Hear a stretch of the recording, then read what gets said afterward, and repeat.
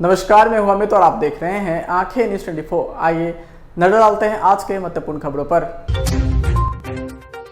2024 के चुनाव की रणनीति में जुटा महागठबंधन। मुख्यमंत्री नीतीश कुमार ने चुनाव के मद्देनजर विधायकों और मंत्रियों से की मुलाकात।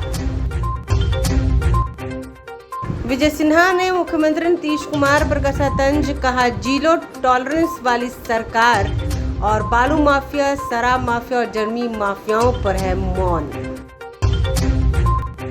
प्रशांत किशोर ने कांग्रेस पर कसा तंज, कहा आज बिहार में कहीं कोई नहीं है, ना ही कोई नेता जमीन पर दिखता है। और मानसून के शुरुआत में ही बिहार की कई नदियों का जलस्तर बढ़ा। और पटना में हुई तेज बारिश से नगर निगम की खुली पोल, कई जगहों पर जल जमाव की स्थिति। अब खबरें विस्तार से। इस खबर के प्रायोजक हैं Lohia Nagar Mount Carmel high school, Gyansthali high school और LMC कम्युनिकेशन। केंद्रीय मंत्री अमित शाह के लखीसराय दौरे के बाद एक्शन में दिख रहे हैं। बिहार के मुख्यमंत्री नीतीश कुमार बता दें कि कल अपने कैबिनेट के मंत्रियों से एक-एक कर मुलाकात किए, तो वहीं आज अपने विधायकों से मिल रहे हैं मुख्यमंत्री नीतीश कुमार। खबर है कि 2024 लोकसभा चुनाव के मद्देनजर ये मुलाकात काफी अहम बताई जा रही है। बता दें गुरुवार को केंद्रीय गृह मंत्री अमित शाह लखीसराय दौरे पर थे और उन्होंने मंच से नीतीश कुमार पर जमकर हमला बोला था। उन्होंने कहा था कि नीतीश बाबू, मैं आज यहीं आया हूँ आपको हिसाब देने के लिए।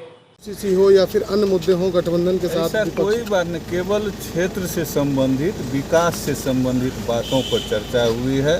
और हम लोगों को एक सलाह दिया गया है कि क्षेत्र में आप लोग जो है सो जनसंपर्क में रहिए, लोगों से मिलिए और अपना काम कीजिए। कोई कठिनाई हो तो हमसे भी संपर्क। ये भी कहा चुनाव कभी भी हो सकता है, तैयार रहने के लिए।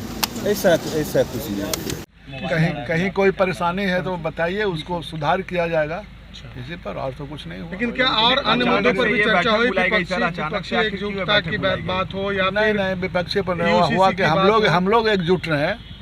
माननीय मुख्यमंत्री जी ने यही कहा कि हम लोग एकजुट रहे हैं और पार्टी जो काम कर रही है उसको आगे बढ़ते रहना चाहिए। कहीं कोई परेशानी है तो फिर हमको बताइए। क्या सभी विधायकों को बुलाया गया था या कुछ खास विधायकों को ही बुलाया गया? नहीं, ये तो हम नहीं बता सकते हैं। क्या पूरा नाम थे? कितने लोग थे? क्या पूरा नाम लिखते हैं? हम कृष्ण मुरारी उर्फ प्रेम कुमार मेरा नाम है। प्रेम कुमार के नाम से सब जानते हैं। अच्छा, यूसीसी पर सीएम ने कुछ बोला क्या? यूसीसी पर क्या स्टैंड है सीएम का? कौन चीज पर? यूनिफॉर्म सिविल कोड पर सीएम का क्या स्टैंड ना, है? उसका कोई बात नहीं कहा ना, सिर्फ मतलब अपने क्षेत्र के बारे में, क्या आपके क्षेत्र में कहीं अगर कोई परेशानी है, किस तरह का दिक्कत है तो उसको बतलाइए। ठीक है सर। नेता प्रतिपक्ष विजय सिन्हा ने नीतीश कुमार पर तंज कसते हुए उन्होंने कहा कि जब भाजपा सरकार में थी तब बिहार में मेडिकल कॉलेज, इंजीनियरिंग कॉलेज सब कुछ बना था, सभी तरह के टेक्निकल कॉलेज संस्थान बने थे। आज क्यों कॉलेज बनना रुक गया है? वहीं आगे उन्होंने कहा कि भ्रष्टाचार पर यह सरकार आखिर मौन क्यों है, अपराध पर क्यों कुछ नहीं बोलते। जीरो टॉलरेंस वाली सरकार खुद को कहते हैं, तो बालू माफिया, शराब माफिया और जमीन माफिया पर कुछ क्यों नहीं बोलते। आइए आपको सुनवाते हैं और क्या कुछ आरोप लगा रहे हैं विजय सिन्हा। नगर को नरक बनाने वाले पहली बारिश में ही पूरा पटना महानगर नरक क्यों बना? नेता प्रतिपक्ष के नाते आपकी आवाज सदन में गूंजती थी। उप मुख्यमंत्री जी, जवाब दीजिए। पहली बारिश ही पटना को नरक बना दिया। क्यों जल निकासी का व्यवस्था नहीं हुआ? क्यों तैयारी नहीं हुआ? स्वास्थ्य विभाग में मिशन 16 चला रहे थे और नगर विभाग में सिर्फ अफसर की ट्रांसफर पोस्टिंग में लगे हैं। जितने सफाई कर्मी है उसका टेंडर का घोटाला चल रहा है। उस प्राइवेट एजेंसी से तहसीलदारी की व्यवस्था बन रही है। समय पर ईमानदारी से काम नहीं होना और एक ही मंत्री 5-5 विभाग लेंगे तो कितना संभालेंगे? मुख्यमंत्री जी, जवाब दीजिए। पटना को कब तक डुबाए रखिएगा?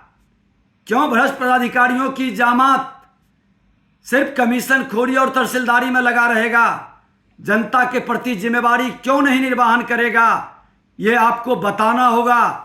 पटना राजधानी सहित आज कटिहार से लेके कई शहर, हर जगह यही वातावरण है। जिम्मेवारी तो तय होनी चाहिए। विपक्ष में बड़ी बड़ी आवाजें निकलती थी, मौन क्यों है? पिछला अनुभव से सबक क्यों नहीं सीखा? इसके लिए कौन पदाधिकारी जिम्मेवार है? आप उस पर क्या एक्शन लिए, ये भी बताने का कार्य करें।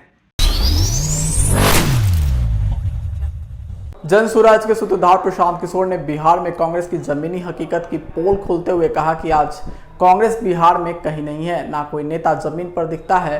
बस आज वो महागठबंधन वाली सरकार में शामिल हैं, तो सरकार में बहुत लोग शामिल हैं, इसमें क्या हो गया? आज कांग्रेस राजनीतिक संगठन होने के नाते बिहार में कहीं नहीं है, ना ही उनके नेता कुछ करते दिखते हैं। प्रशांत किशोर ने कहा कि इस बार कांग्रेस कर्नाटक का चुनाव जीती है, तो मैं कहना चाहूंगा कि कर्नाटक में मिली जीत को कांग्रेस 2024 के लोकसभा चुनाव की जीत के तौर पर ना देखे। पिछले चुनावों की बानगी देखे तो प्रशांत किशोर ने कहा कि कर्नाटक विधानसभा के लिए 2013 में हुए चुनाव में कांग्रेस जीत कर आई। उसके बाद एक साल बाद ही 2014 में आम चुनाव में बीजेपी सबसे अधिक लोकसभा की सीटें जीत कर आई। आपको याद होगा कि 2018 के दिसंबर में राजस्थान, छत्तीसगढ़ और मध्य प्रदेश में हुए विधानसभा चुनाव में कांग्रेस जीत कर आई, लेकिन ठीक इससे 4 महीने बाद 2019 के लोकसभा चुनाव में कांग्रेस का प्रदर्शन बहुत ही बुरा रहा और खाता तक नहीं खुला। आइए आपको सुनवाते हैं और क्या कुछ कह रहे हैं प्रशांत किशोर।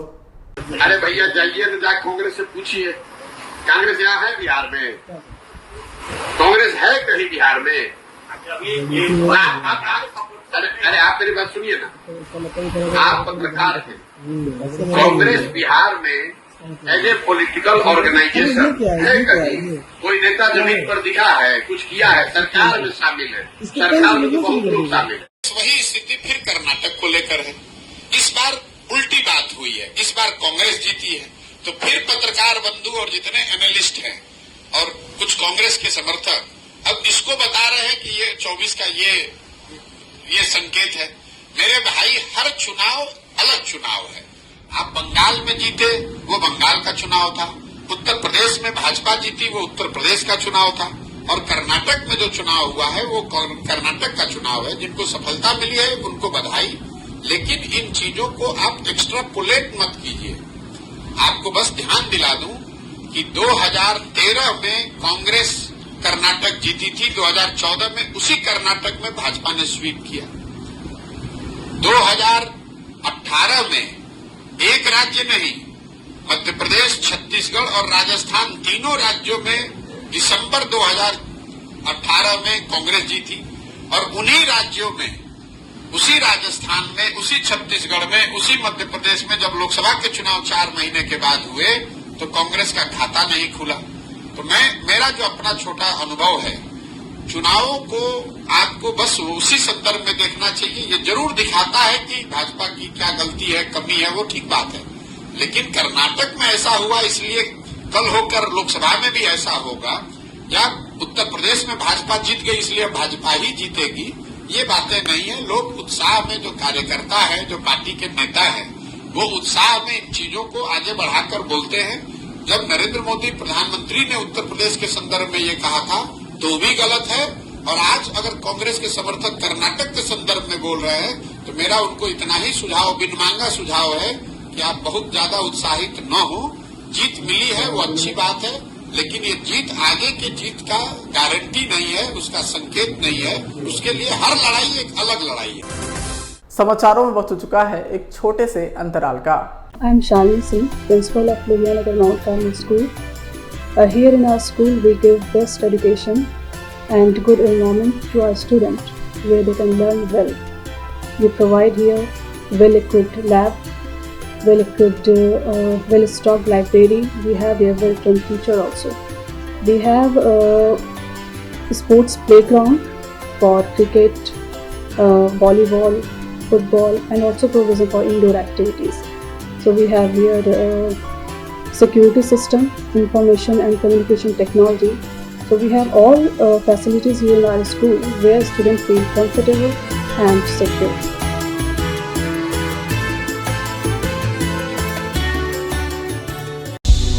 क्या आप पत्रकारिता के क्षेत्र में अपना कैरियर बनाना चाहते हैं?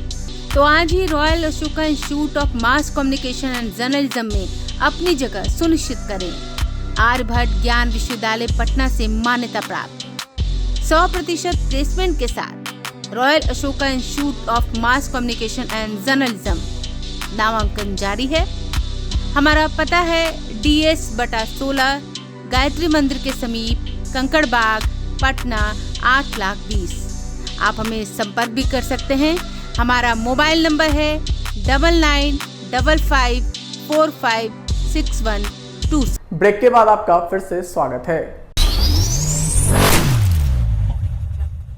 रोहतास जिले के इंद्रपुरी ओपी थाना क्षेत्र में सोन नदी के जलस्तर में बढ़ोतरी के बाद कटार स्थित बालू घाट के निकट 30 से अधिक बालू वाले ट्रक नदी में फंस गया। बता दें कल रात से मूसलाधार बारिश के कारण नदी का जलस्तर बढ़ने लगा, जबकि इस इलाके से बालू की निकासी की जा रही थी। उस इलाके में अचानक पानी भर गया, जिस कारण सोन नदी के बीच में कई ट्रक फंस गए। ये सभी ट्रक बालू निकालने के लिए सोन नदी के किनारे में लगे हुए थे, लेकिन अचानक हुई मूसलाधार बारिश के बाद सोन नदी में आए तूफान में सभी ट्रक फंस गए, जिसे जेसीबी मशीन लगाकर निकालने की कोशिश की जा रही है। बताया जा रहा है कि 2 पोकलेन मशीन के अलावे 2 ट्रक भी बालू में समा गए। वहीं 30 से अधिक ट्रक फंसे हुए हैं, जिसका निकलना मुश्किल लग रहा है। एक्चुअली 2 घंटे से हम लोग यहाँ पे काम कर रहे हैं। पानी का फ्लो अमाउंट थोड़ा पानी का ज़्यादा था और फ्लो भी ज़्यादा था, तो इरिगेशन SDO सर से हमारी बात हो गई है और ऑलरेडी उन्होंने रात से ही काम इस पे शुरू कर दिया था। थाना के द्वारा इन्फॉर्मेशन दिया गया था। तो जो बराज है उसका 3 गेट ऑलरेडी बंद कर दिया गया है और जो रेस्ट 3 गेट है उसमें भी वाटर का फ्लो मिनिमम कर दिया गया है।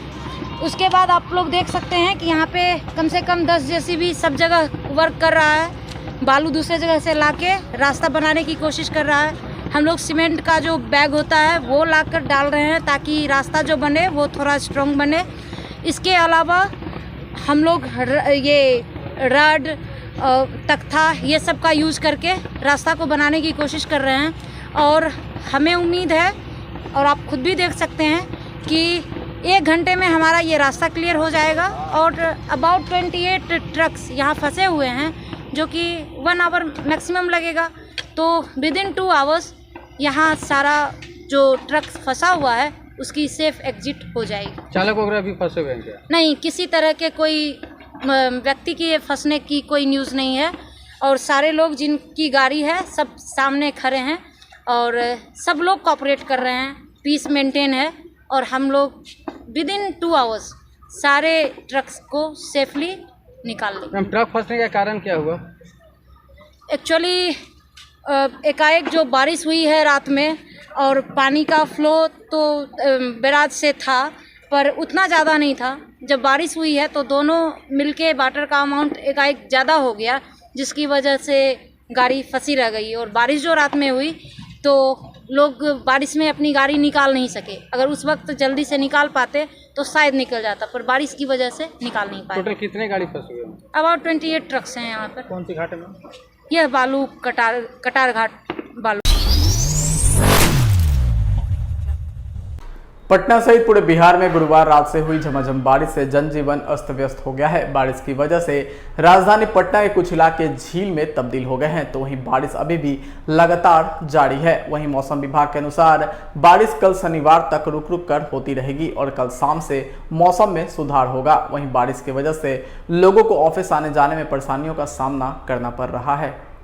वहीं पटना में पिछले कई दिनों से लगातार तेज हवा एवं हीट वेव की स्थिति बनी हुई थी। लोगों का घर से निकलना मुश्किल हो गया था। जिला प्रशासन की तरफ से स्कूल खोलने के समय में परिवर्तन कर स्कूल खोलने की तिथि को भी गर्मी के कारण बढ़ाया गया था, लेकिन मानसून के आते ही जहां एक तरफ पटना वासियों को गर्मी से निजात मिली है, तो वहीं दूसरी तरफ अब पटना में कई जगह जल जमाव की स्थिति देखी गई। इससे नगर निगम की तैयारियों की पोल खुलती हुई भी नजर आई है, जहाँ बारिश के पहले लगातार पटना नगर निगम एवं जिला प्रशासन की कई बैठकें और कई तरह के दौरों को देखा गया था, जिसमें घूम घूम कर वरीय अधिकारी जल जमाव की स्थिति से निपटने के लिए कई तैयारियां की थी। वहीं सारी तैयारियां धड़ी की धड़ी रह गई और पटना जलमग्न हो गया। पटना के ज्यादातर निचले इलाकों में पानी से आम लोगों को परेशानियों का सामना करना पड़ रहा है। बात करें निचले इलाकों की, तो जिसमें मीठापुर, कड़वीगहिया, गर्दनीबाग के कुछ निचले इलाके हो या फुलवाड़ी शरीफ के इलाके मानसून के आते ही डूब गए हैं। आइए एक बार फिर डालते हैं आज की सुर्खियों पर। 2024 के चुनाव की रणनीति में जुटा महागठबंधन। मुख्यमंत्री नीतीश कुमार ने चुनाव के मद्देनजर विधायकों और मंत्रियों से की मुलाकात। विजय सिन्हा ने मुख्यमंत्री नीतीश कुमार पर कसा तंज, कहा जीरो टॉलरेंस वाली सरकार और बालू माफिया, शराब माफिया और जर्मी माफियाओं पर है मौन। प्रशांत किशोर ने कांग्रेस पर कसा तंज, कहा आज बिहार में कहीं कोई नहीं है, ना ही कोई नेता जमीन पर दिखता है। और मानसून के शुरुआत में ही बिहार की कई नदियों का जलस्तर बढ़ा और पटना में हुई तेज बारिश से नगर निगम की खुली पोल, कई जगहों पर जल जमाव की स्थिति। आज के लिए बस इतना ही। ताज़ा इन खबरों के लिए देखते रहें आंखें न्यूज़ 24। अगर आपने अभी तक हमारे चैनल को लाइक, सब्सक्राइब, शेयर नहीं किया है तो जल्द से जल्द हमारे चैनल को लाइक करें, सब्सक्राइब करें और बेल आइकन को दबाना ना भूलें। नमस्कार। इस खबर के प्रायोजक हैं Lohia Nagar Mount Carmel high school, ज्ञान स्थली हाई स्कूल और LMC कम्युनिकेशन।